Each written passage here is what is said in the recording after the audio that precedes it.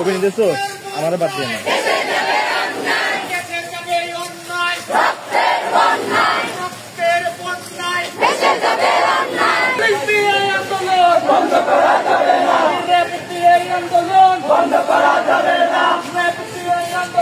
বন্ধ করা যাবে না, লড়াই করে বাঁচতে চাই, লড়াই করে বাঁচতে চাই,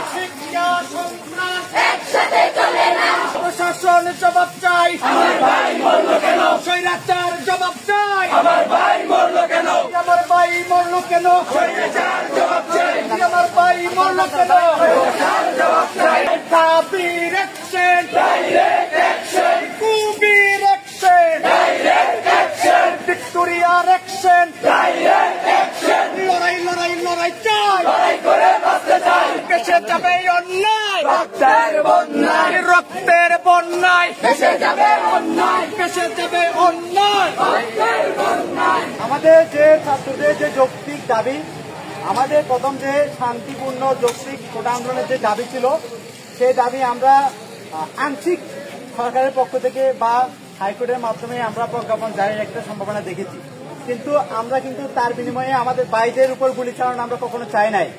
আমাদের এখনো পর্যন্ত কেন আন্দোলন চালিয়ে যাচ্ছি, কেন আমরা এখনো পর্যন্ত রাজপথে আছি, সেটা হচ্ছে স্পষ্ট আমরা বলতে চাই। আমাদের ভাইদের উপর যে গুলি চালানো হয়েছে, আমরা আমাদের তাদের যে বিচার, আমরা সুষ্ঠু বিচারের দাবি করি সরকারের কাছে। আমাদের কোনো আন্দোলন সরকারের বিপক্ষে না, আমাদের আন্দোলন কোনো গোষ্ঠীর পক্ষে না, কোনো রাজনৈতিক দলের বিপক্ষে না। আমাদের সাধারণ শিক্ষার্থীর পক্ষ থেকে যে শান্তিপূর্ণ আন্দোলন, সেই শান্তিপূর্ণ আন্দোলনে আমাদেরকে গুলি চালানো হয়েছে বলেই আমরা আমাদের ভাইদের সুষ্ঠু যে বিচারের দাবি এবং সেই বিচারের দাবির জন্য আমরা আন্দোলন চালিয়ে যাচ্ছি। এবং আমাদের যে দাবিগুলো ছিল, আমাদের কেন্দ্রীয় ছাত্রদের পক্ষ থেকে যে 9 দফা দাবি ছিল, সেই দাবি বাস্তবায়নের জন্য আমরা সারা বাংলাদেশের ছাত্র সমাজ এখনো পর্যন্ত আন্দোলন চালিয়ে যাচ্ছি। সেক্ষেত্রে আমরা প্রশাসনের সাথে, বিশ্ববিদ্যালয়ের সাথে, তাদের সাথে সমন্বয় করে কিন্তু আমরা আমাদের আন্দোলনটা চালিয়ে যাচ্ছি। তারপরেও আমাদেরকে নানা জায়গায় বিক্ষিপ্তভাবে আমাদেরকে হামলা করা হচ্ছে, হয়রানি করা হচ্ছে। সেই জায়গায় আমরা একটু সাবধান থাকবো। আমরা যেখান থেকে আসি না কেন, আমরা আপনাদের নিরাপত্তা নিয়ে খুবই সচেতন থাকার চেষ্টা করি। সেই জায়গা থেকে আপনারা একটু হতাশ হবেন না। যেহেতু আমাদের ক্যাম্পাস বন্ধ, হল বন্ধ, আমাদের শিক্ষার্থীর সংখ্যাটা অনেক কম। আমরা চাইলেও যে কোনো জায়গায় মুভ করতে পারি না, ফরওয়ার্ড করতে পারি না। সুতরাং আমাদের আজকে আন্দোলনটা আমরা এখানে সীমাবদ্ধ রাখছি ক্যাম্পাসে। আমাদের পরবর্তী একটি নির্দেশনা আসবে, একটু অপেক্ষা করি।